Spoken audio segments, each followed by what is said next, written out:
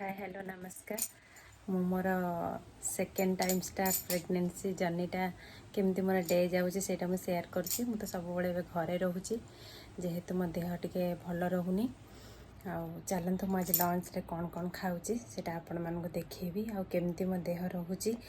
आउ एसिडिटी मोर प्रबल होउची आउ कहीं एसिडिटी होउची जदि किए जानी थे ताले मते कमेंट करेंगे। लंच रे मम्मी बनई देछन मो पे कोलथ डाली मते भल लागी खाइबा पे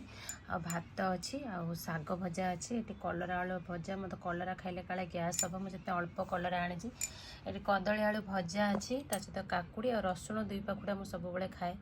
आउे ऑरेंज अच्छी एथरे भी ऑरेंज फाड़ा चिपुड़ी आलू भर्तार आउे टमाटर अच्छी चकटा है मो टे ना भल लगे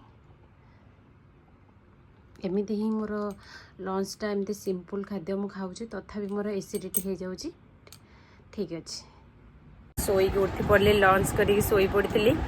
मम्मी सिमेई करके सिमेई खाईदे